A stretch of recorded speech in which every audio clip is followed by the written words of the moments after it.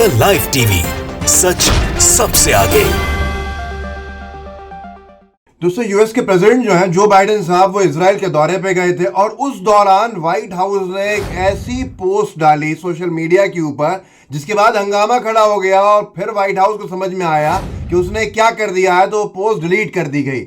लेकिन उस पोस्ट से बहुत सारे राज जो है वो बेपर्दा हो गए, मैं ये कहूंगा, क्योंकि वहां पर कुछ ऐसा दिखा जिसको ब्लर करना था और बिना ब्लर करे यूएस के राष्ट्रपति के अधिकृत ट्विटर हैंडल और इंस्टाग्राम हैंडल के ऊपर वो फोटो वायरल हुई और मात्र 6 घंटे के अंदर अंदर उसको डिलीट किया गया। लेकिन ऐसा क्या था उस फोटो में? उस फोटो में ऐसा कुछ था कि जिससे कि यूएस का इन्वॉल्वमेंट जो फिलिस्तीन और इजराइल का युद्ध है उसमें दिख रहा था साफ तौर के ऊपर।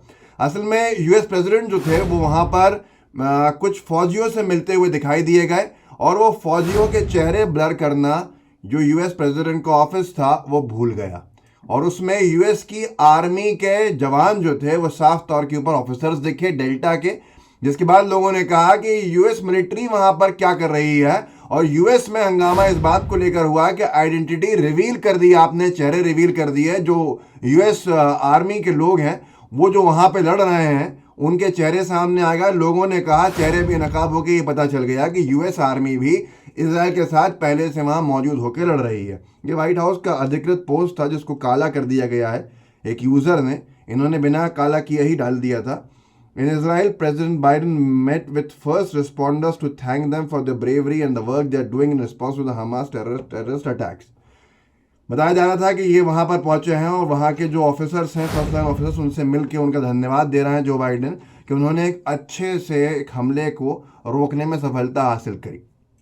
बयान ने लिखा, white house issues apology. White house ने एक माफ़ीनामा जो है वो जारी किया और इस ट्रिकी सिचुएशन के रिस्पॉन्स में व्हाइट हाउस स्पोक्स पर्सन ने कहा कि we regret the error and any issues this may have caused. हम इसके लिए इसकी वो करते हैं, आपसे निंदा करते हैं, हमें अफसोस है जो हमसे हुआ, हम खेद प्रकट करते हैं इस गलती के लिए। और एन एनी इश्यूज जिसमें हैव कॉज, और कोई भी जो विषय है जिससे उठा हो उसको लेकर। वैन हमास मिलिटेंट्स और ये सारी चीज़ें इसके बाद आई हैं, जबकि हमास को लेकर जो हमास और इजराइल का युद्ध बताया जा रहा है जिसमें फ़िलिस्तीन के बेकसूर बच्चे भी एक बड़ी संख्या में मारे जा रहे हैं। अगर आप इजराइल के बेकसूरों के मरने पर निंदा कर सकते हैं तो फिर आपका अगर जुबान जो है वो नहीं खुलती है, आपका मुंह नहीं खुलता है इजराइल जो फ़िलिस्तीन के ऊपर हमले करके वहाँ बच्चों को मार रहा है, तो एक बड़ा विषय है। तो इसके अंदर सीएनबीसी ने एक पोल किया था कि इजराइल और हमास का जो युद्ध चल रहा है जिसमें फ़िलिस्तीन पिस रहा है उसको लेकर जो यूएस का इजराइल पे की तरफ रुख है, क्या दोनों की तरफ बराबर का रुख होना चाहिए?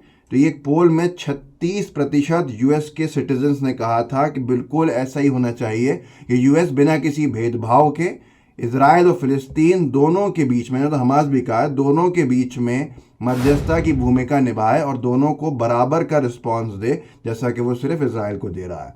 अब इजराइल हमास का जो जंग है उसके ऊपर बहुत सारे सवाल तो खड़े हो ही रहे हैं, लेकिन इस पोस्ट के ऊपर रूहीन भी करके एक यूज़र ने लिखा है कि बाइडेन इजरायली दौरे पर अमेरिकी डेल्टा फोर्स के मेजर से मिलते हुए, ये फोर्स हमास से लड़ने के लिए या तो इजराइल में पहले से मौजूद थी या भेजी गई है। अमेरिकी ऑफिशियल अकाउंट ने यह तस्वीर शेयर की लेकिन फौजियों के चेहरे ब्लर करना भूल गया और बाद में पोस्ट डिलीट कर दी, लेकिन तब तक लोगों ने सेव कर ली थी। अमेरिका ह्यूमन राइट्स की आड़ में आलमी दहशत गर्दी का सौदागर है। अब यहाँ सब लोग एक ही सवाल पूछ रहा है कि यूएस फोर्सेस वहाँ पहले से कैसे मौजूद हैं? क्या कोई तैयारी बड़े स्तर के ऊपर थी इस तरह की युद्ध छेड़ने की, या उसमें क्या इन्वॉल्वमेंट है? ये बड़ा सवाल है। और अगर इन चेहरों को ब्लर करना भूल गया तो क्या ये भी डेलिबरेटली किया गया है यूएस प्रशासन की तरफ से? ये बहुत गंभीर सवाल है, क्योंकि इन गंभीर सवालों से ही इस युद्ध की आप जड़ तक पहुंच सकते हो, ऐसा लोगों का कहना है। जो बात लोग लिख रहे हैं वो आप तक मैं पहुंचा रहा हूं।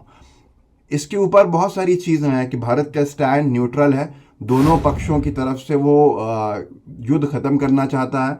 भारत का पक्ष है कि फ़िलिस्तीन को एक स्वतंत्र देश बनते हुए वो देखे और उसमें समर्थन करे, और वो हमेशा से रहा है जिस पे आज भी कायम है भारत। लेकिन एक बात सोचने वाली है कि जो बाइडेन जिस तरह से तुरंत यूएस के राष्ट्रपति इजराइल पहुंचे और उन्होंने इजराइल के साथ खड़े होने की बात कही, ये कहा कि इस मुश्किल घड़ी में हम साथ खड़े हैं, भारत को सोचना पड़ेगा। क्विंट ने लिखा भी है कि क्या ऐसा रवैया, जब फिलिस्तीन तो यूएसए का दुश्मन भी नहीं है, लेकिन चीन जब यूएस का दुश्मन है, दुश्मन नंबर 2 कहलाता है रशिया के बाद, तो जब भारत के ऊपर चीन ने इस तरह की हरकतें करी थी तो यूएस प्रेसिडेंट तब खामोश क्यों थे? उनका स्टैंड ऐसा ही भारत के लिए क्यों नहीं था? और भारत वो क्यों नहीं आए उस वक्त फौरन? उन्होंने ये क्यों बयान नहीं दिया कि भारत के साथ चीन के खिलाफ यूएस खड़ा हुआ है? एक ये सवाल भी कूटनीति पर कई सारे सवाल खड़े कर रहा है, विदेश नीति पर कई सारे सवाल खड़ा कर रहा है कि ऐसा क्यों किया यूएस के एडमिनिस्ट्रेशन ने? ये भेदभाव नहीं है तो क्या है?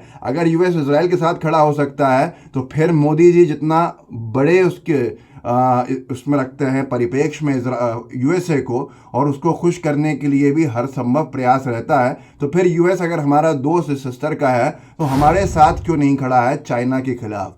ये भी कुछ लोग सवाल पूछ रहे हैं। सवाल आते जाएंगे जाते जाएंगे, लेकिन मुख्य सवाल यही है इस वीडियो के अंदर कि यूएस प्रेसिडेंट की जब सोल्जर से मीटिंग थी तो उसमें अधिकारी जो थे सेना के, उनके चेहरे ब्लर करना व्हाइट हाउस भूल गया, पोस्ट हो गया अपलोड, फोटो अपलोड हो गया, हंगामा खड़ा होता है दुनिया के अंदर कि यूएस के प्रशासन से कितनी बड़ी गलती हुई है। उन्होंने क्या इन फौजियों के, इनके परिवार वालों के घरों को रिस्क पे डाल लिया है? क्या इनकी आइडेंटिटी रिवील करना एक बहुत बड़ा सिक्योरिटी रिस्क इनको दे दिया है? लेकिन दूसरी तरफ ये सवाल उठ रहा था कि यूएस की आर्मी के जवान आखिर वहाँ पर क्या कर रहे हैं? अगर फिलिस्तीन के बेकसूर बच्चे, बेकसूर लोग, हमास की बात नहीं कर रहा मैं, फिलिस्तीन के आम नागरिक जो मारे जा रहे हैं, उनकी मौत का जिम्मेदार इजराइल डिफेंस फोर्सेस और इजराइल है, तो क्या साथ में साझी जिम्मेदारी यूएस की भी है?